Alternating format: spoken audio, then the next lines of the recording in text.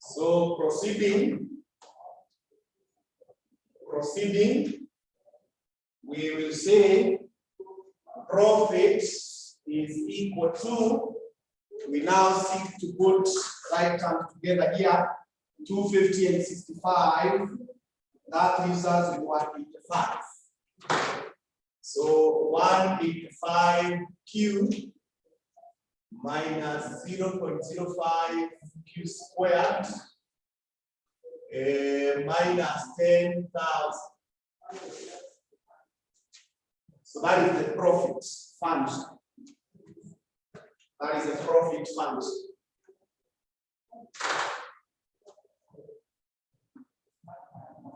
That's a profit function.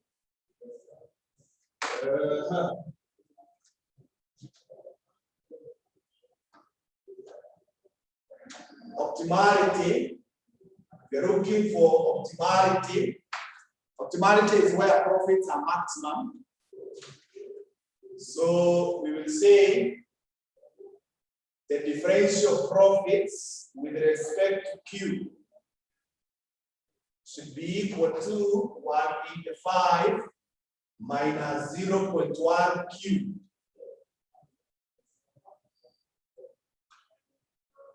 There is something there. Should be equal to 0. So based on that, Q is 185 divided by 0.1. That is 1850 units. 1850 units.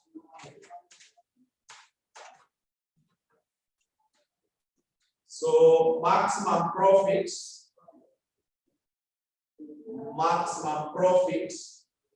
will then be equal to 185 times 1850 minus 0.05 times 1850 squared minus 10,000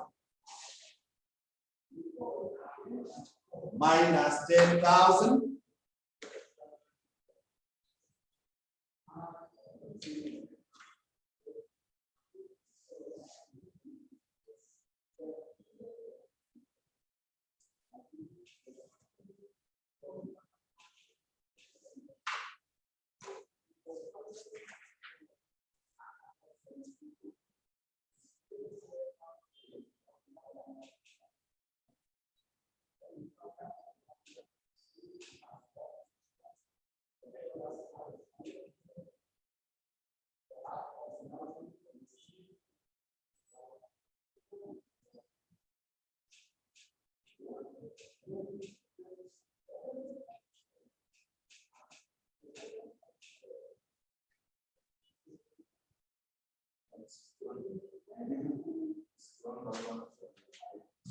161,125.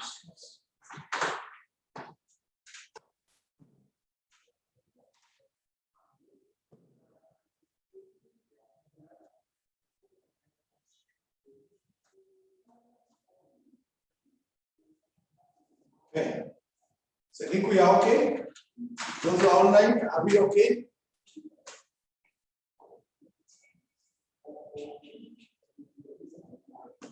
Yeah, Ariana, we are okay. Alice, Catherine.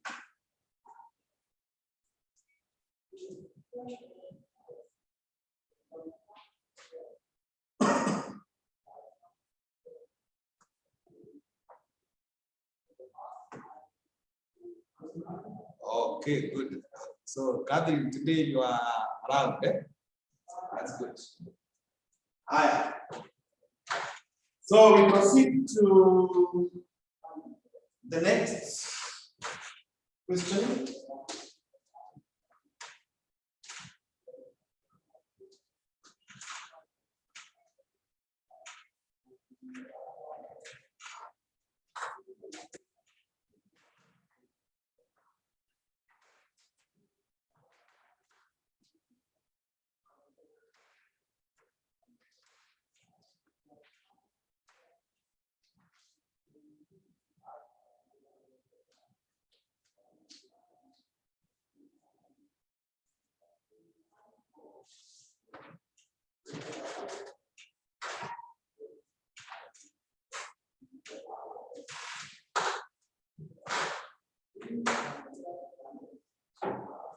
So we now proceed to question 5b. Question 5b. The data below relate to activities of a certain project that is undertaken by a Juicy consultancy company. So we have that, and we are required to do all those things. So that is question 5b.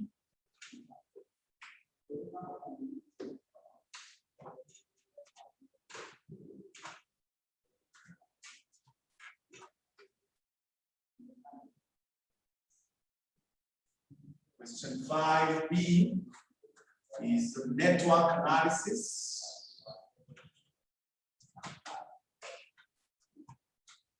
And that is what we call parts.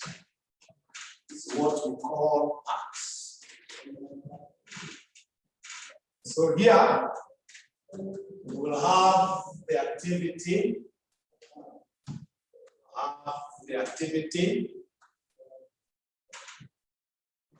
And we say here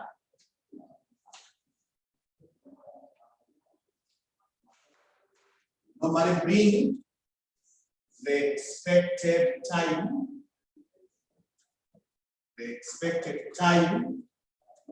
which is A plus 4M plus B, you divide by 6 is equal to T, equals to T. Then variance is given as B minus A. You divide by 6. You square this, you get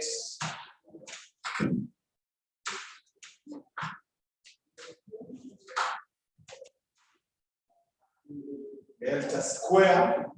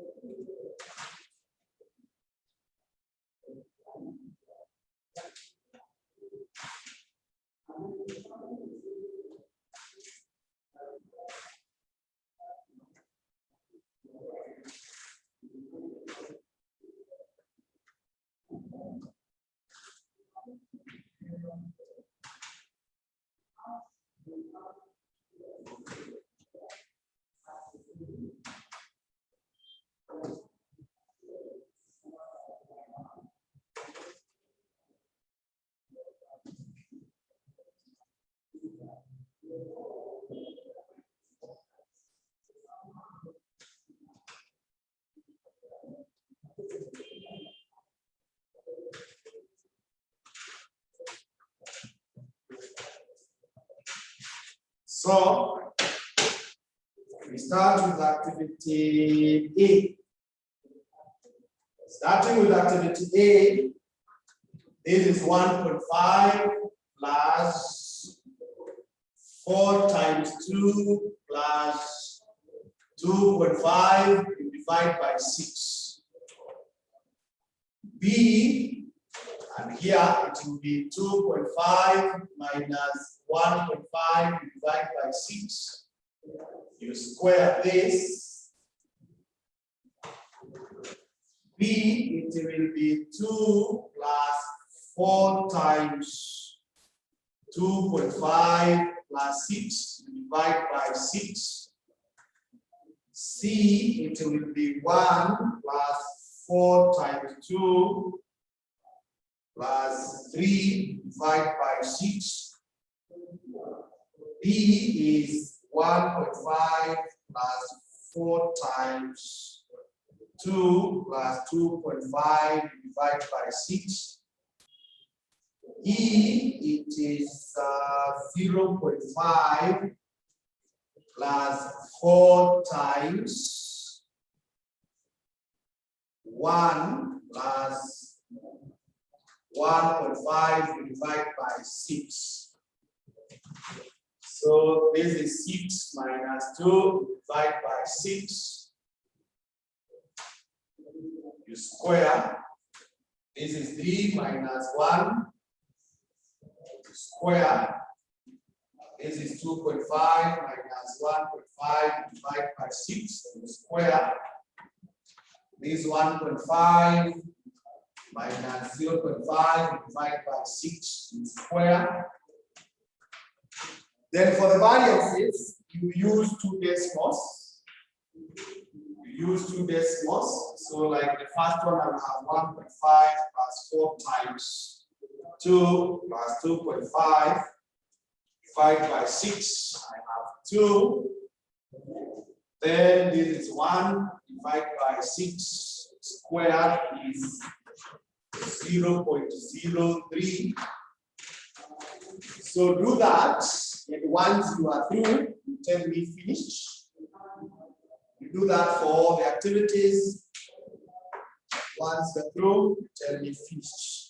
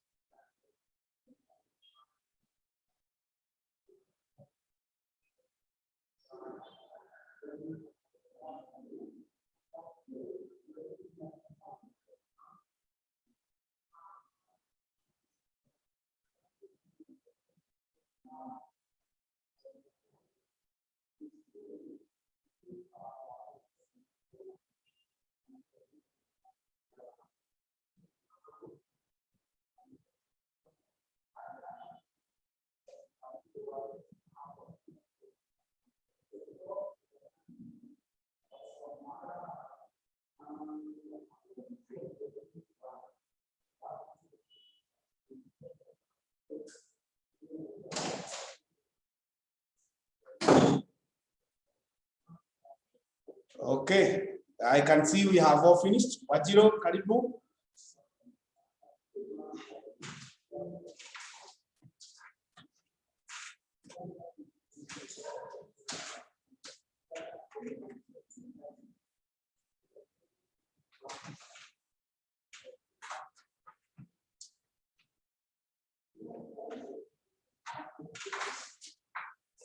So let's do a sketch.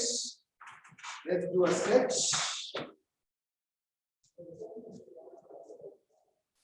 Okay, it's okay, Wajiro. It's okay. So we come up with a sketch. You can see here, A is not preceded. B is coming from A. C is not preceded. D is coming from C. Then E is coming from BD. So B and D, they join here so that we get E.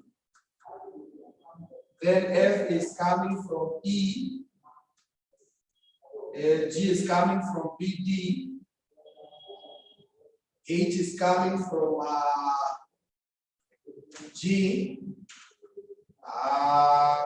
Here they join hands to receive R. That becomes very simple. That becomes very simple. So that we have here. Huyu wako hapa. Huyu mwingine akuje hapa. Another one here. We have another one here. We have another one here. Another one here. And this one here.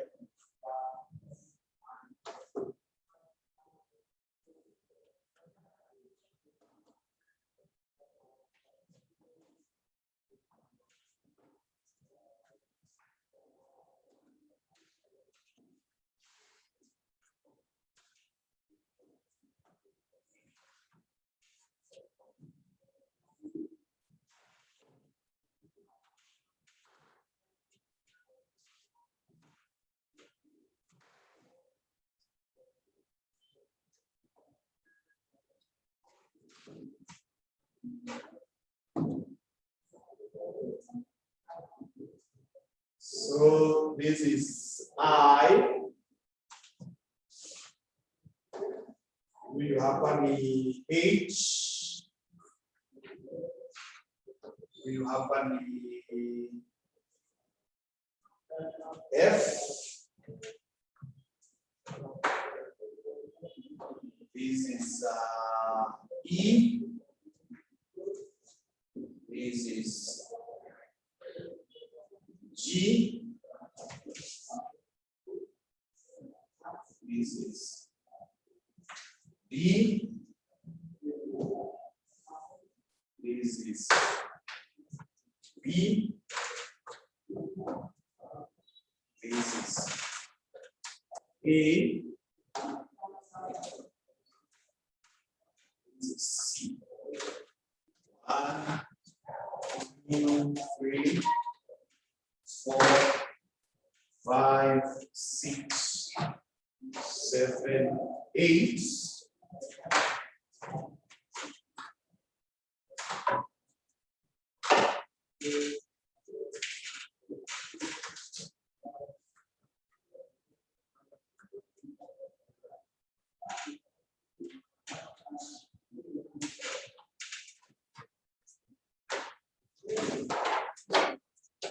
So A, I got 2, B3, 2, 3, C is 2, 2, 1, 2, 2, 1, F is 2, 4, 4, 2, 4, 4, and 2. So do you agree with those results?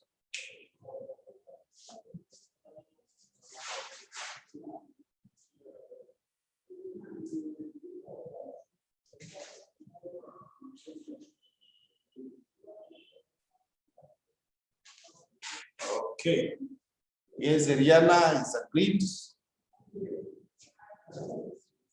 So if they agreed, then we do the forward. This is 0, 0 plus 2, 2, 2 plus 2, 2. This is 4, this is 5. So 5 plus 1, this is 6. This is 9. This is 13. This is 15. So 15, this is 13. This is 9. This is 11. This is 5. This is okay. This is 3. This is 2. This is 0. So the grid score is A, B, G, HR. So I'm hoping at this juncture we are very comfortable with the forward and the backward. But if there is anything that you have not understood, you let me know.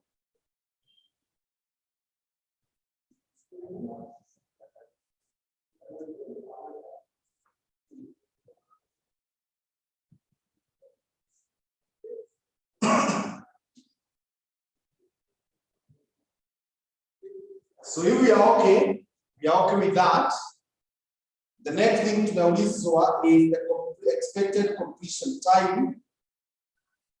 So we already have done the network. This is the network diagram. As a network diagram. So the next thing is the expected completion time. Expected completion time. Expected completion time. Expected completion time is simply 15. They are what? Are they days or weeks? 15 weeks. 15 weeks.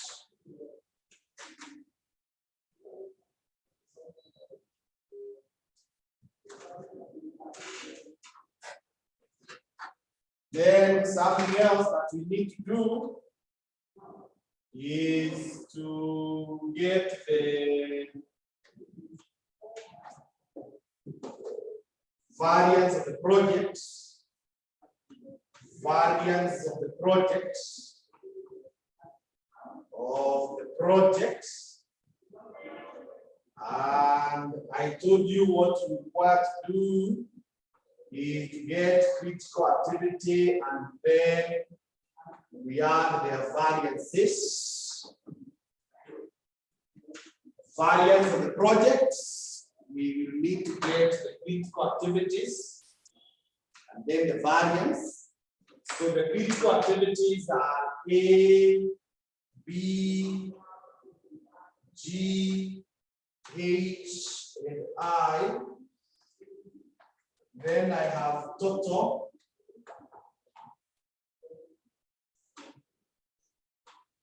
Then I have total. So according to my results, A, I have gotten 0.03. B, I have 0.44. G, I had 44. H, I had 11. And 0.03. So check whether you agree with those results of mine.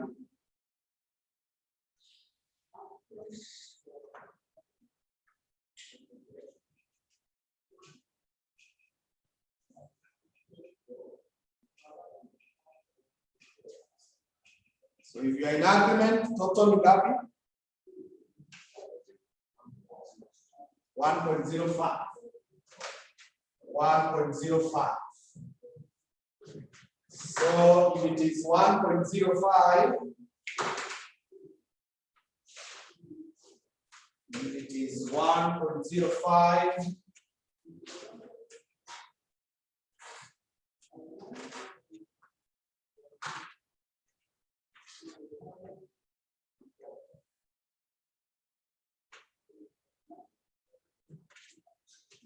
the other thing I have been telling you is the mean of the projects. Mean of the projects. That is the X bar. It is the completion period, which is 15 weeks. The mean of the project is the completion period. Huyo mwingine unastahili kupata the standard deviation of the project. Standard deviation of the project. It is delta, which is the square root of 1.05. So if you get the square root of that,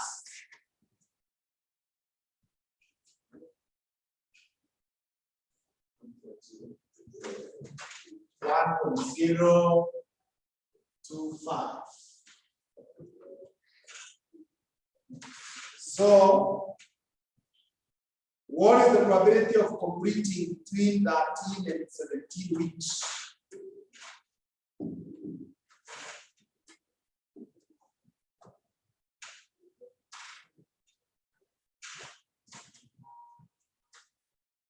Probability of completing between 13 and 17 weeks. Between 13 and 17 weeks.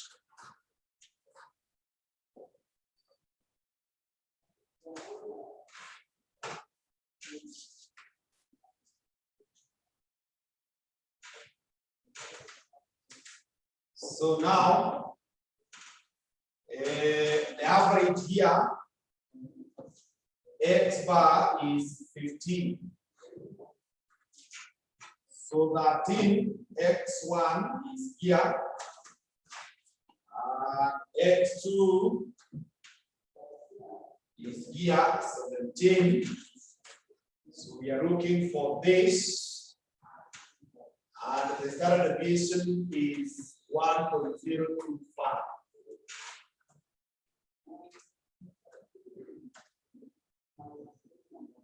1.025.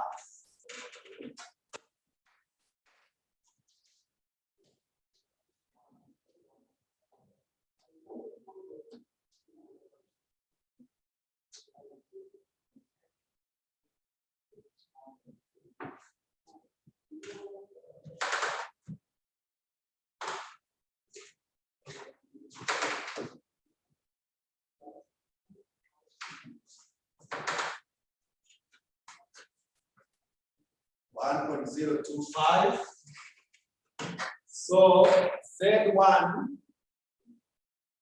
is X1 minus X bar. We divide by standard deviation. So this is 13 minus 15.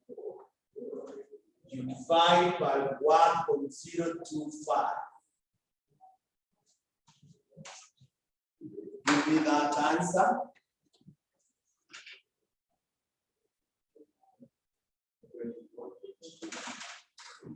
It's 1.95.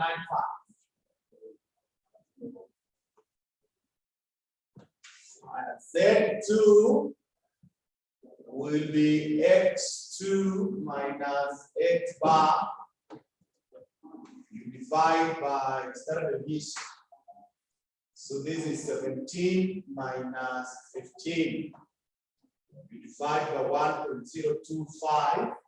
So this is still the same. It's only that it's positive. Then you say from the tables, probability that you are between 13 and 17. So go to the tables and read. Go to the normal tables and read. I can also read for you. You tell me whether you agree. 1.95. I'm getting 0.4744 plus 0.4744. Tell me whether you agree with those results to get 0.9488. Are we agreed? Okay. Okay, online. Are we in agreement?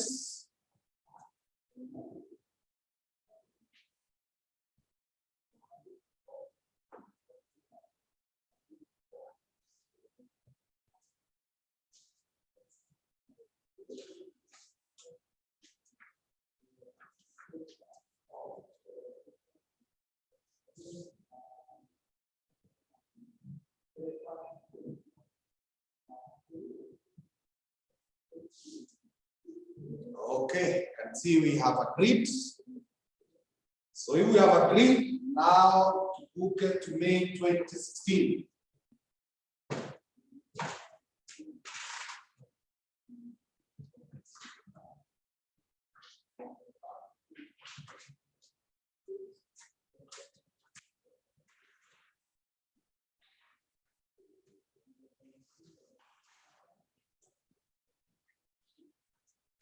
Paper of May 2016.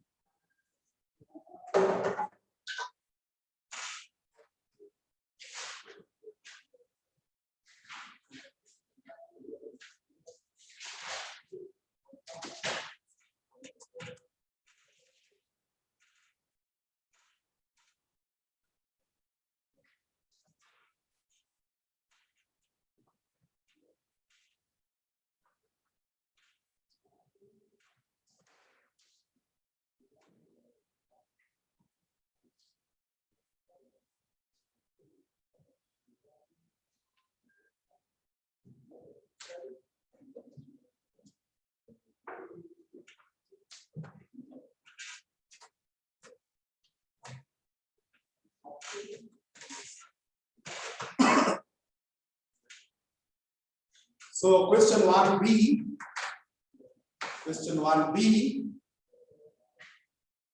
is that a certain audit firm has two categories of employees, auditors and assistant auditors.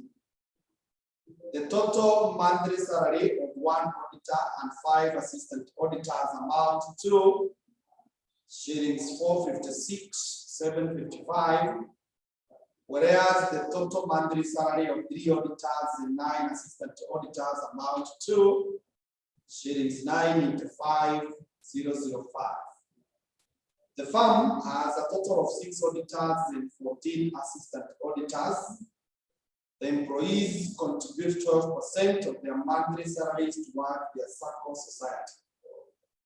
Required, the monthly salary of an auditor and an assistant auditor using matrix algebra, and the employees' total monthly contribution towards their circle society. So question 1B.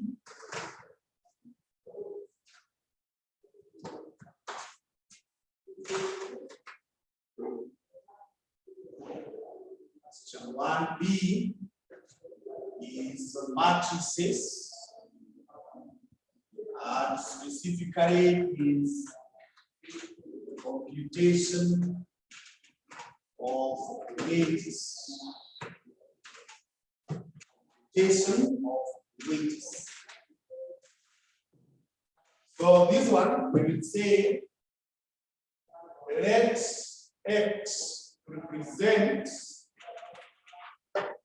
let X represent monthly salary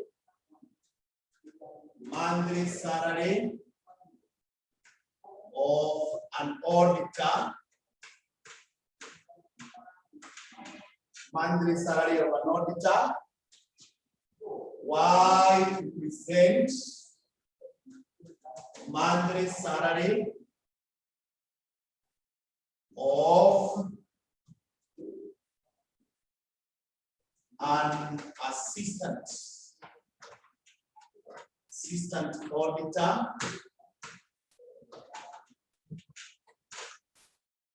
Then equations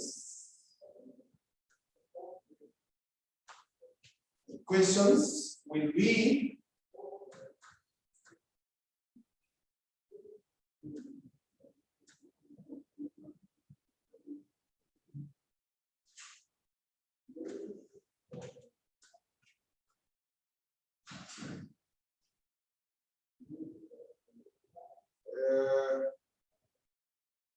we have 3 auditors and 9 assistant auditors. So 3x plus 9y is equal to -5, 0, 0, 5, and then 1x plus 5y is equal to 456, 755.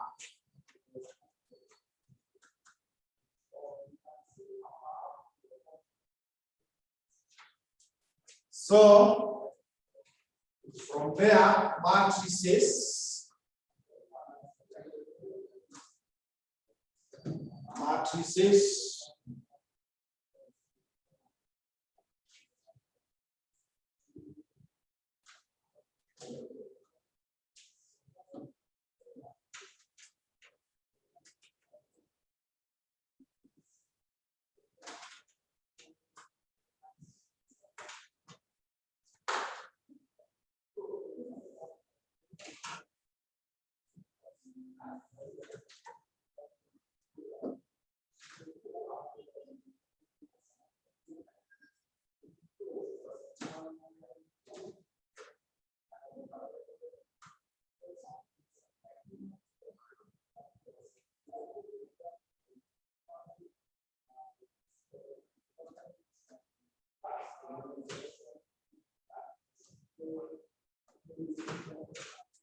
So we form the matrices and we say we take these coefficients.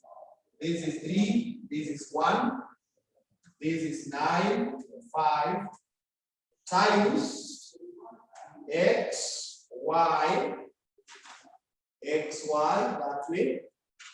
Then you bring 9 into 5, 0, 0, 5, 456,755.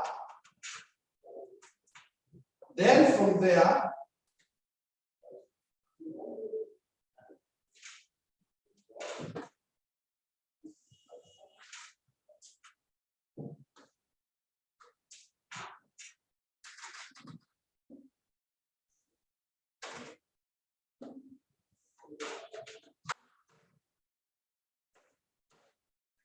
you start solving.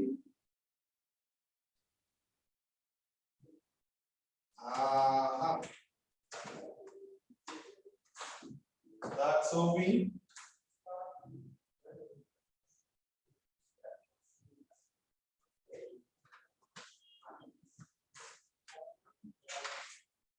And in solving this, you take this one, which are the unknowns to be the subject.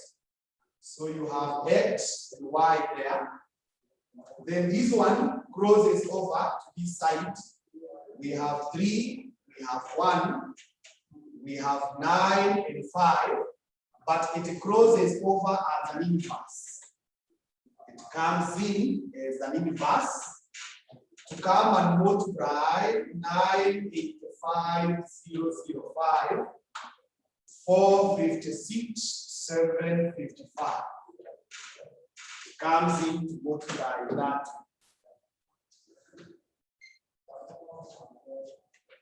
Then proceeding to solve,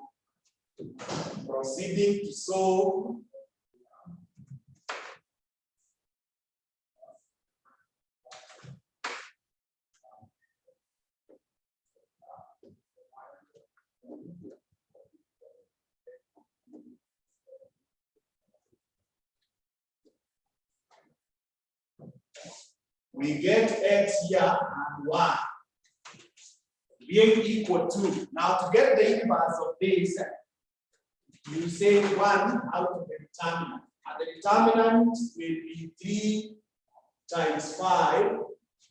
You minus 1 times 9. The major diagonal items multiplied by the, or rather you less the minor diagonal elements. Minor diagonal elements.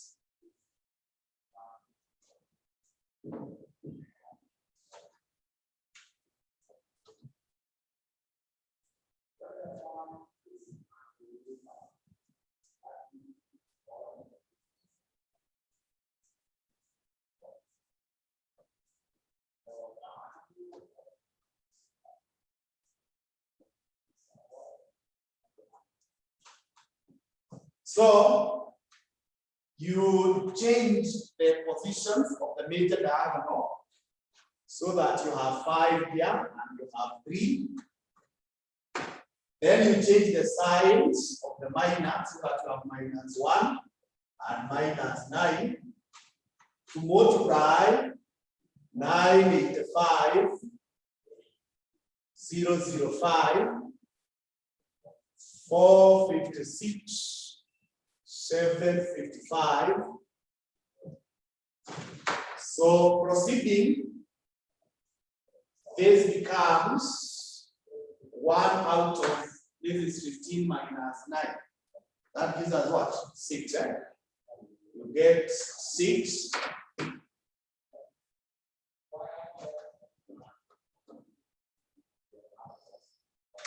And for the purposes of anyone who has forgotten how to do matrices, you will take 5 times 985, 005 plus -9 times 456, 755.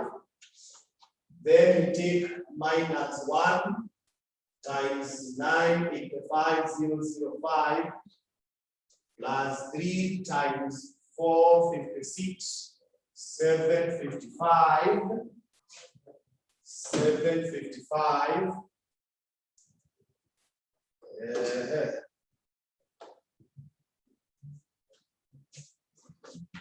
So going straight, if you just go straight,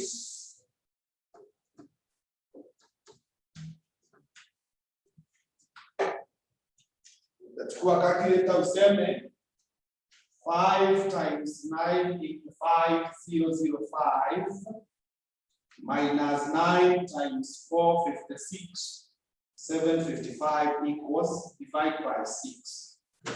You get 105,705. Then minus 1 times 985,005 plus 3 times 456, 755, divide by 6 is 64,210. 64,210.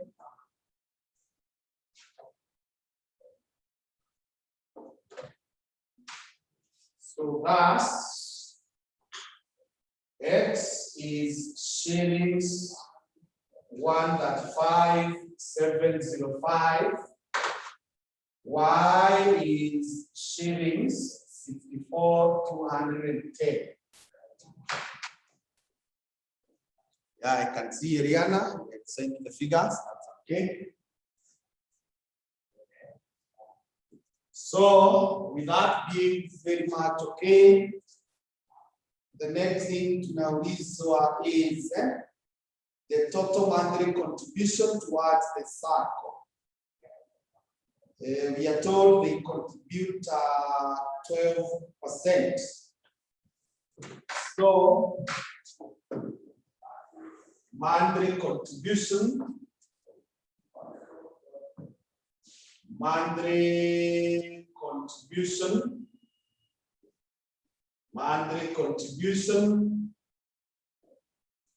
it will be 12%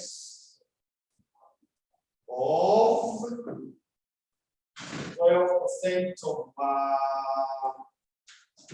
we are told currently the firm has 6 auditors.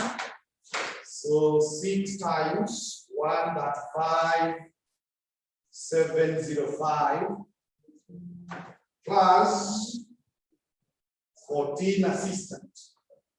14 times 64,210.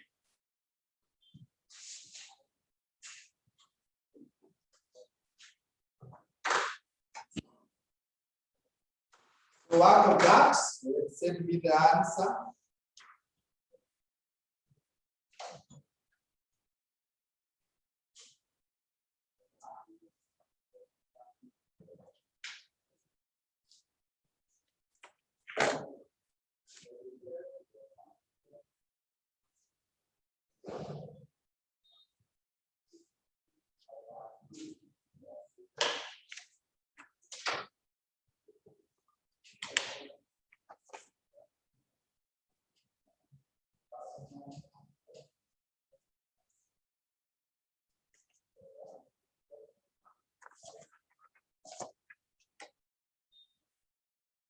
I can see Ariana. 205,000. 58.4. 205,058.4.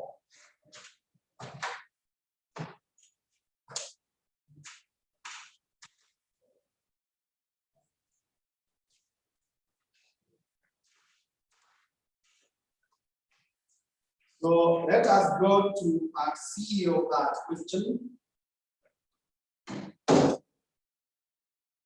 Shujaa Limited deals in the manufacture of a product named Z. The product Z is produced on order and the company does not keep inventory of the product. The demand and total cost functions in thousands of shillings of the company are given as follows. So you are told to get the maximum profit of the company at the output level that would maximize total revenue. Now, I want you to handle that. Let me give you 5 minutes. Handle that on your own.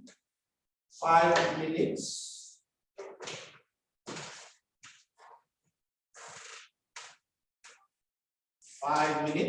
We have been dealing with those questions a while ago. I've just said one.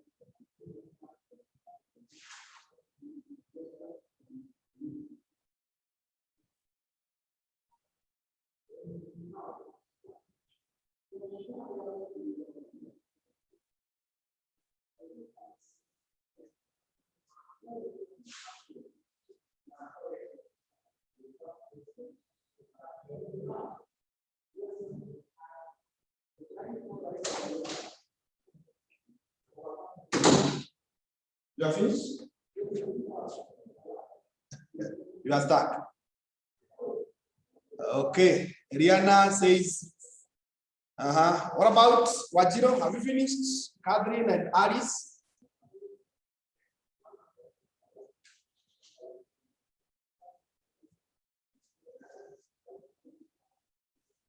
Okay.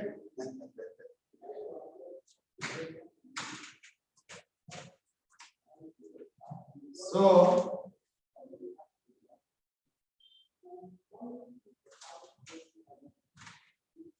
profit pi will be equal to revenue, which is 190 minus Q.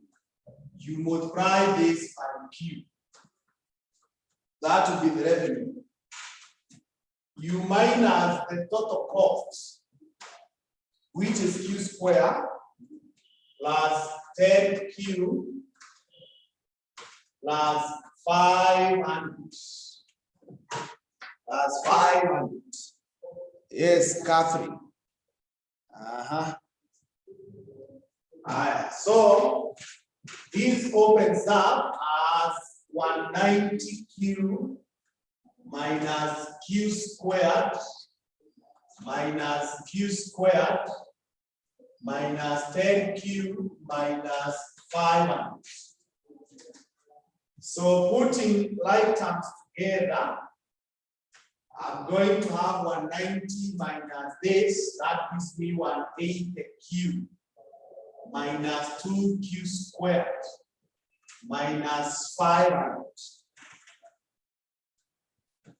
So for maximum profits,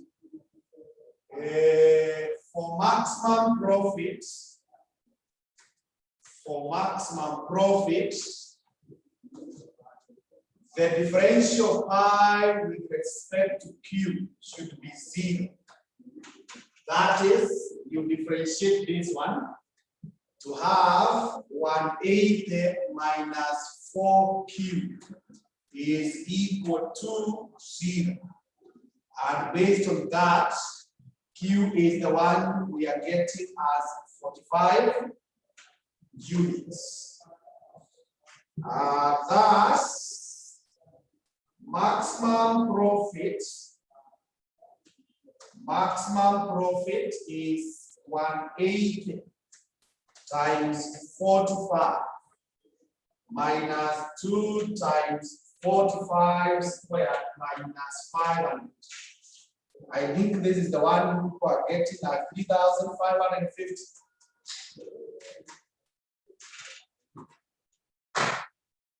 Yes, Wajiro, see that?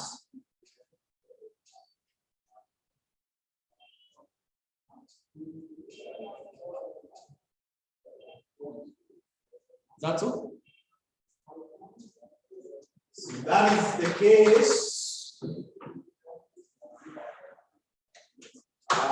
for maximum revenue. For maximum revenue,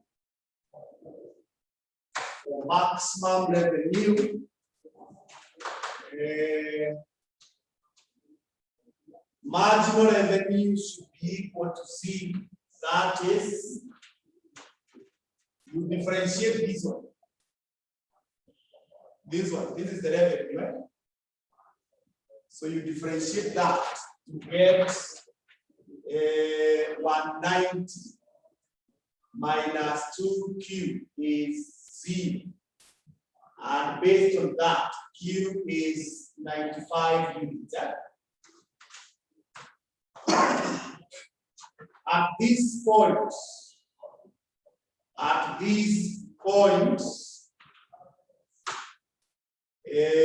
profit will be equal to what? The level that maximizes revenue. At this point, profit will be 180 times 95 minus 2 times 95 squared minus 500. Work out that and tell me how much that is. Okay, Rihanna, I can see that.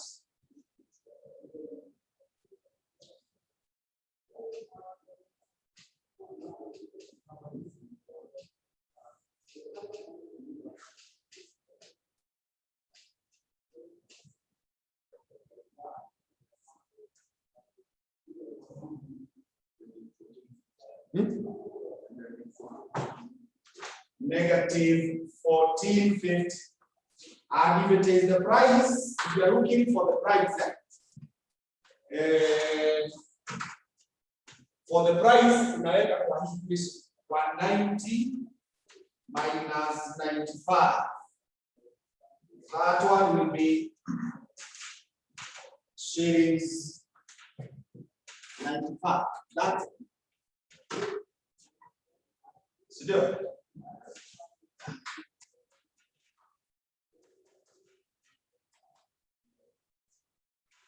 about this one?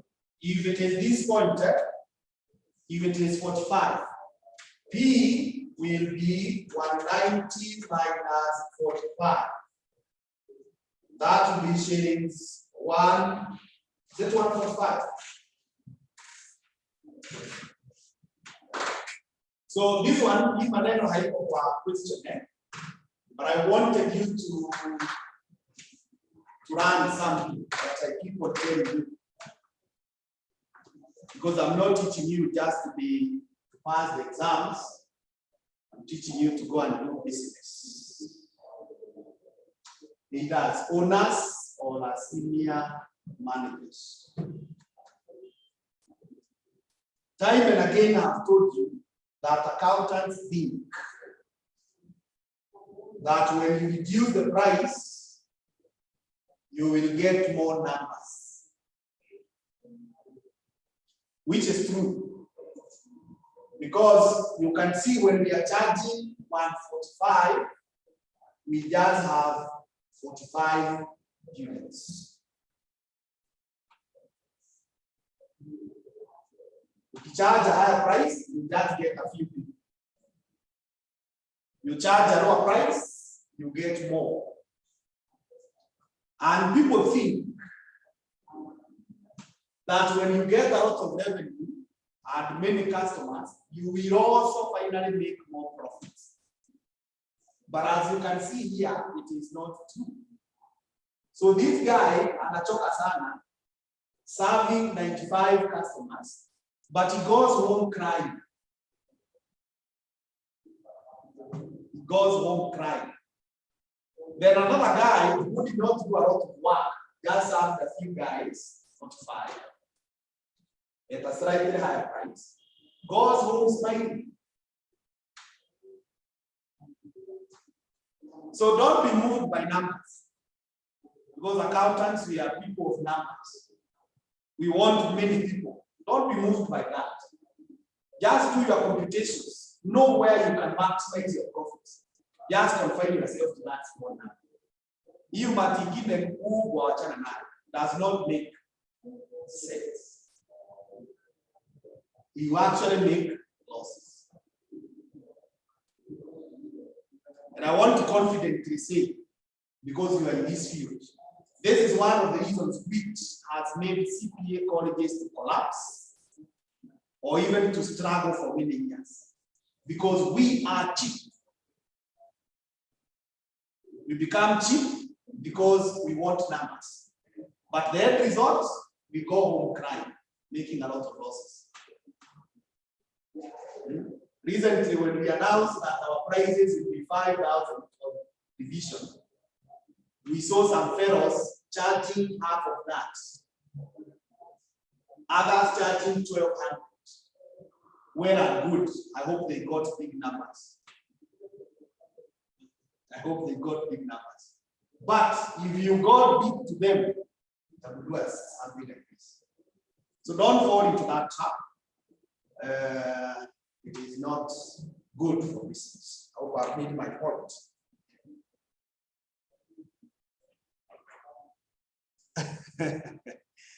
Eliana, you are saying I should explain this to salespeople, not to accountants. Okay, I hear you. I hear you. But soon you should be the business owner employing the sales. You should be the business owner employing the sales people. Oh, okay. You are sales people at your office, you should explain that concept. But I thought marketers are good in that. I thought marketers are good. You see something different where you are. Marketers, I thought they are good. Accountants, they keep on a sheet. Or in your case, they are different. Or they want to charge a lower price to increase sales. Go and tell them to stop. You can increase sales, but you are crying. You have a big volume, but you are crying. You have a big sales, but you are crying. So this is something that people need to understand. You need to understand. And it will help a great deal. It will help a great deal. So one of these fine days, Eliana, you can invite me for a seminar. Organize with your company. I can come and train them. Is that okay?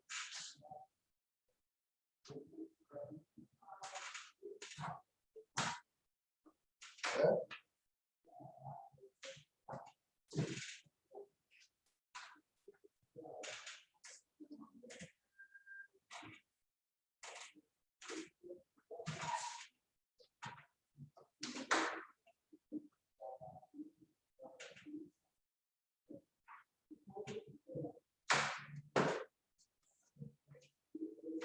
Okay, that is good.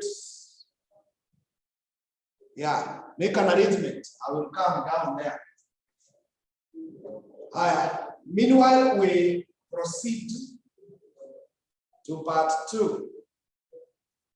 Still have a lot of time. Question 2b.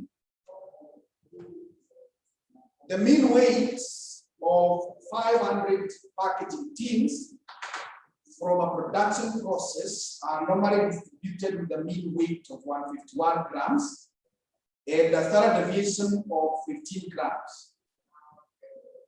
Required, the number of packaging tins that weigh between 120 grams and 155 grams, and the number of packaging tins that weigh more than 185 grams. Okay, so question 2b.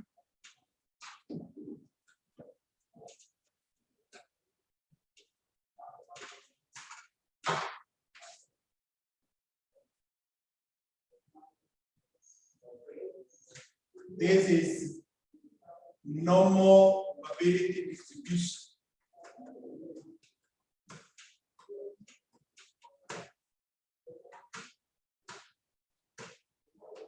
Normal probability distribution. So for the first case, we are told between 120 and 155.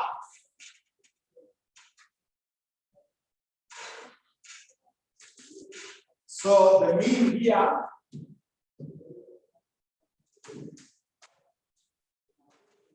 is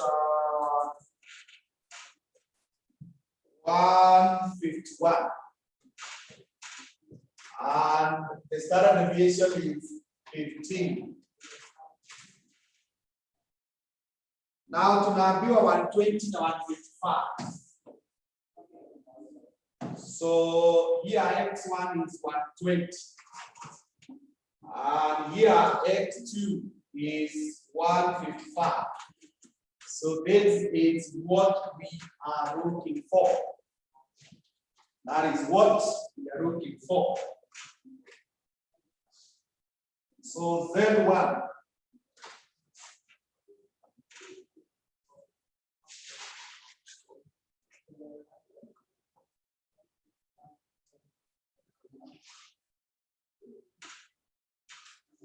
Should be x1 minus x bar, you divide by standard deviation. Z2 should be x2 minus x bar, you divide by standard deviation. So 120 minus 151, you divide by 15. Kwanza inakuja ngapi? Negative 2.0. So it should be 0.7. Values of Z are supposed to be 2 decimals. 2 decimals. So that's how you know 155 minus 151 divided by 15.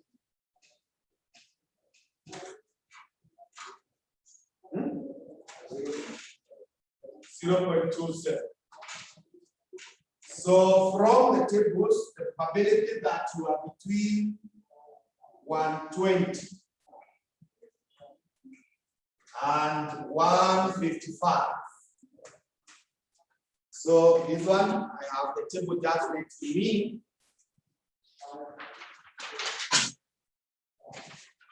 So this is 2.07. 2.07 is 0.4808. 0.27. 0.1064. Add those ones and give me the answer. Add and send me the answer.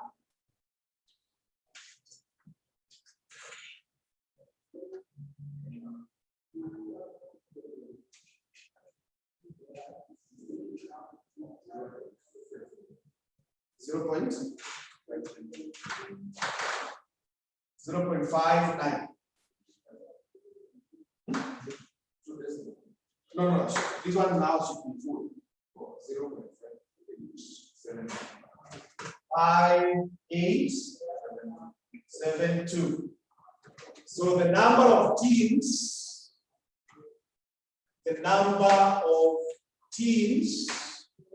should then be 0.5872 times 500, because we have 500 teams. Yes, Ariana, I see that. Good. So when you multiply by 500, what do you get?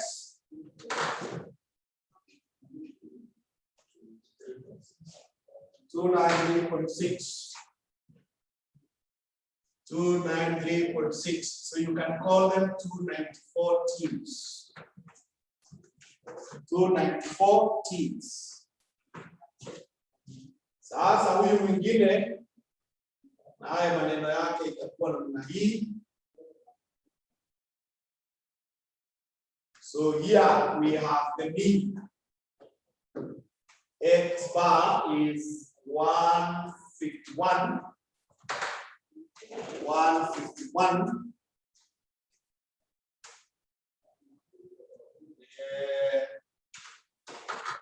Then the standard deviation is 15. And then tunaulizwa namna gani? We are saying more than 185. So more than 185. So more than 185. So Z1 will be X1 minus X bar divided by standard deviation. Standard deviation is 185 minus 151. You divide by 15. 2.27. So probability that X is greater than or equal to 185, you know that we should say 0.5 minus, because what we are going to hit is from here 151 to 185. So we are supposed to subtract. Already Diana nimeona kama ni. So ukisoma from the tables 2.27. So the value is 4884. 0.4884.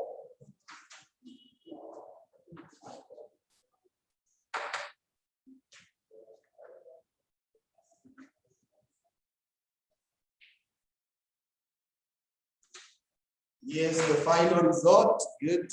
0.00116. So the number of teams is 0.0166. No. 116 times 500 is how many teams?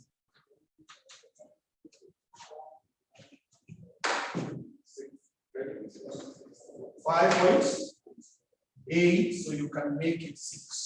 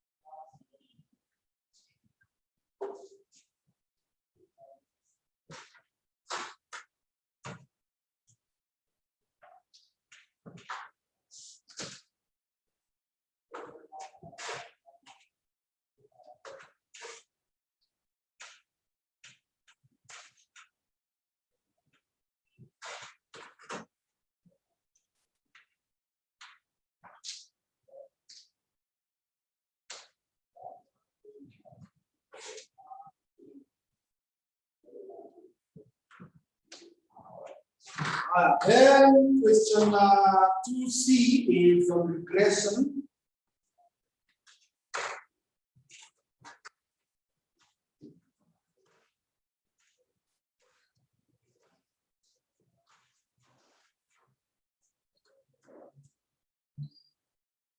Question 2C is on regression theory. Regression theory. And we are told to get the least squares function.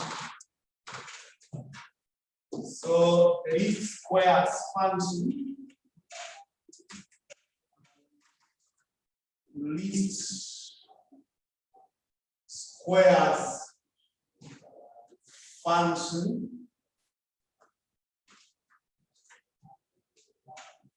so this one is saying y is equals to a plus bx, where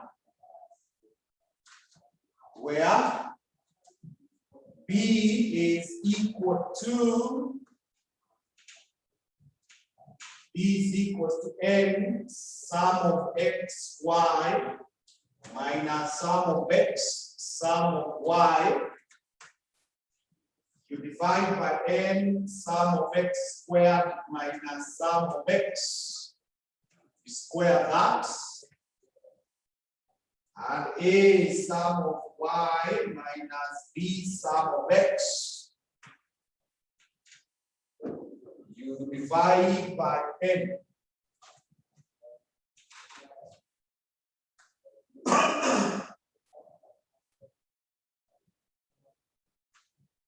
So naandika the formula that way. Then, because we want to avoid the table, na pia huyu mwenye anaangalia using calculator. Using calculator, b will be equal to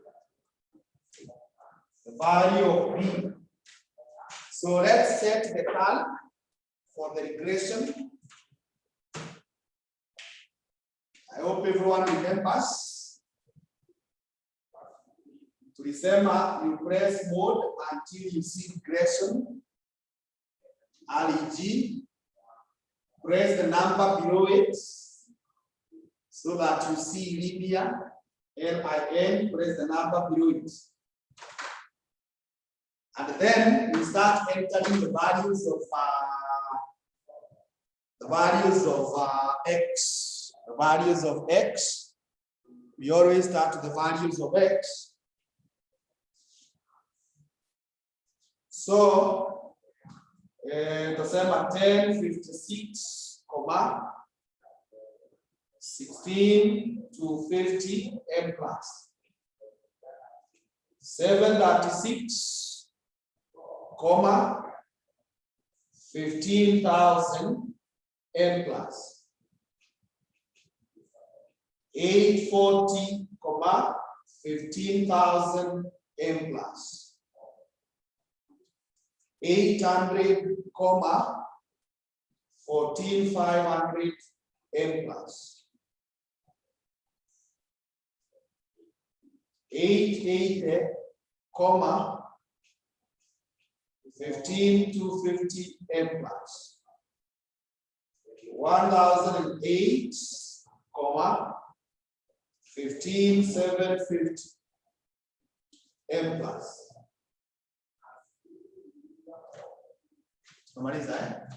So let's start recording the values as per the formula. So shift button number 1, n is number 3, so 3 equals 6. So this is 6 times shift button number 1. You replace where there is sum of xy, which is number 3. Press 3 and press equals. You get 81,696,000 minus shift button number 1. Sum of x is number 2. 2 equals 5320 times sum of y, shift, pattern number 1. You will bring forward where there is 2. That is 91,750. 91,750.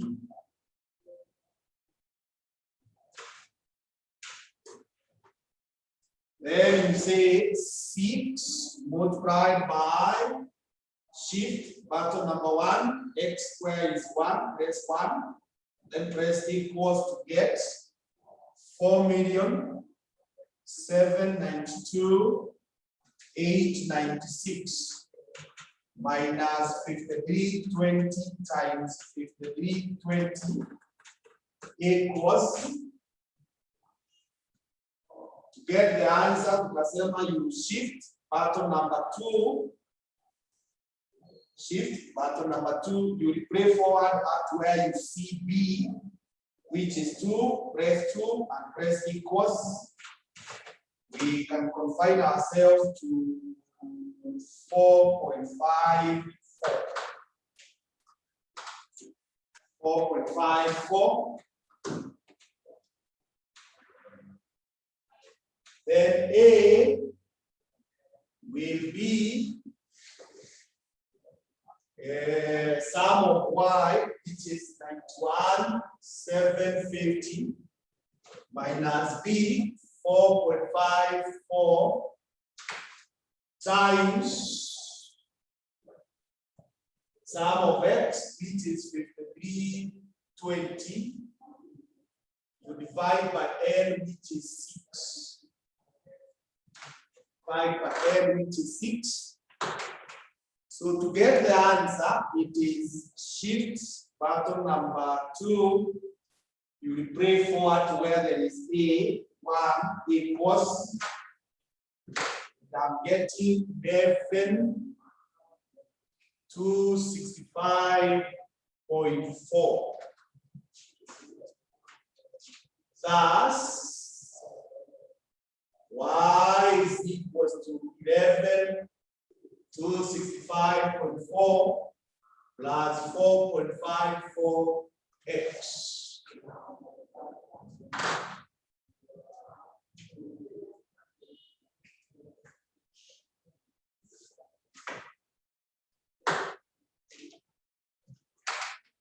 As you have noted, almost in every paper, there is a question on regression.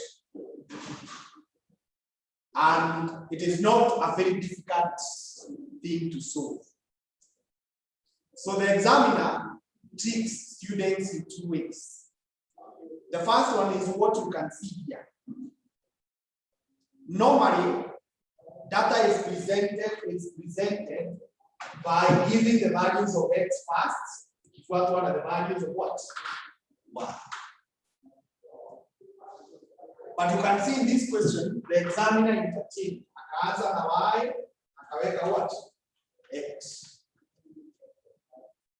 So some students would quickly go and take y as x and proceed. Obviously now to get it free wrong.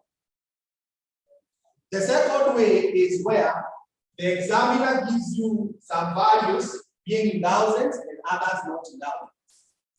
Like hapa unaambiwa hii ni 200, alafu this is 5, but unaambiwa these ones are what? Are thousands. So you must either make this one also to be thousands, to be a 0.2 and 5, or we to me as 200 against 5 what? 1,000. Those are the 2 ways. Those are the 2 things that the examiner can do.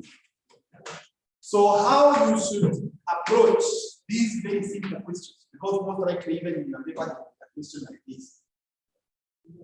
Ukiona swali na uone hii ni rahisi kabisa, before you get right, kwanza iangalie kwa umbali, uangalie vizuri, read it, look at it, ujaribu kuangalia kama kuna mahali wameteka na kitu kadogo tu. So look at it carefully, usikimbie haraka.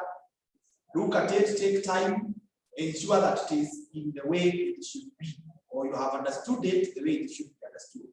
Otherwise, you just get a simple question, ufikirie ni rahisi, usonge, ufikirie umepita, then you realize you differ in the exam. Okay.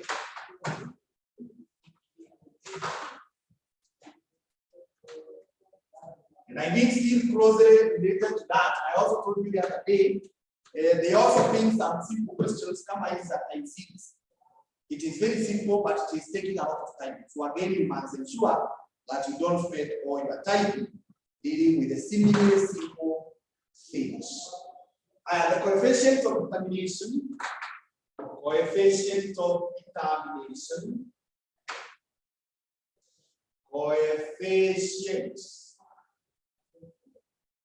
of determination. Coefficient of determination. This is R squared, and this R squared is good because it is even like this.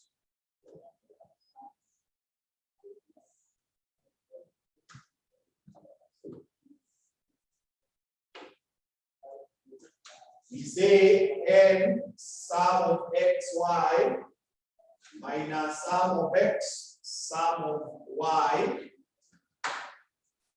Then we come here and open the bracket and say n sum of x squared minus sum of x, small brackets. First of all, this one is squared. Squared namna hiyo, alafu nafunga brackets. Nasema times n sum of y squared minus sum of y. Hivyo, alafu sasa hii yote unafungia kwa brackets namna hii, and then you square. Unafunga kwa brackets, then you square.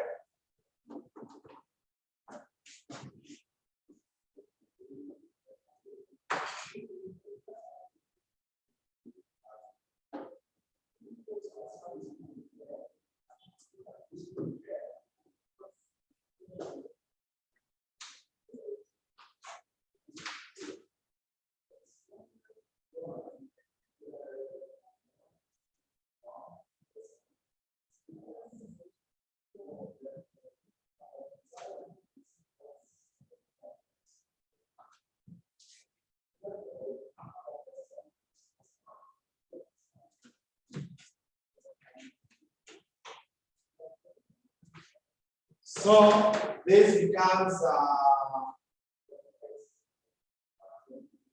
n is 6 times 81,696,000 minus 5320 times 91,750.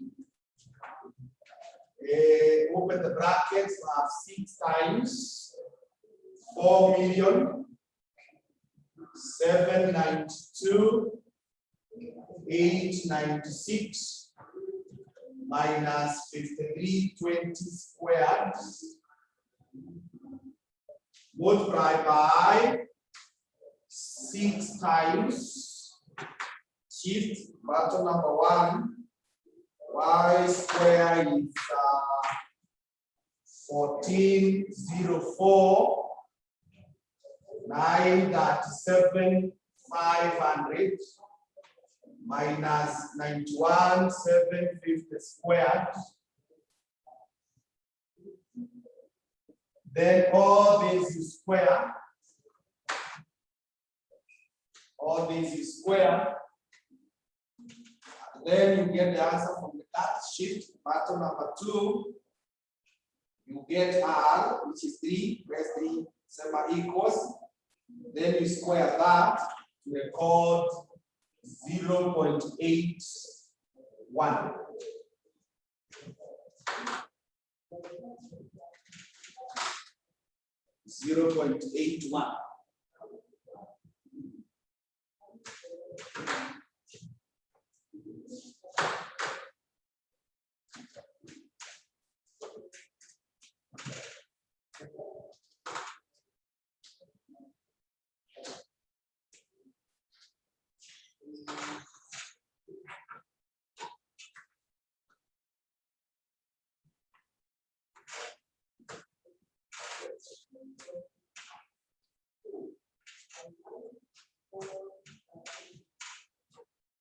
So the meaning of that,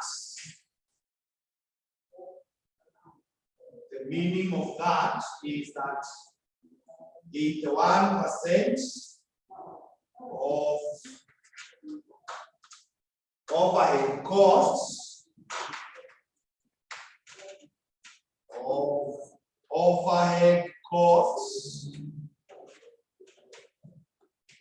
in the above case,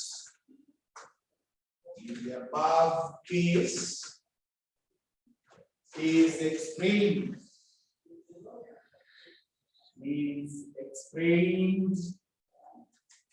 by labor hours.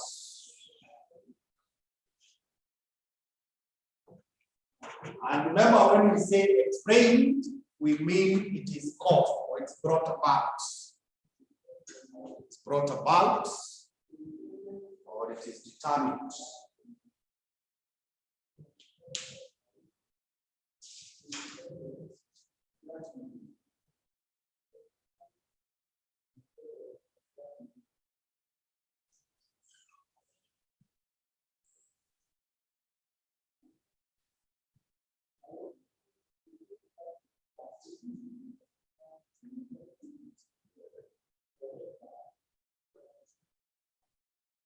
So are we okay with that? We call it a day at that point.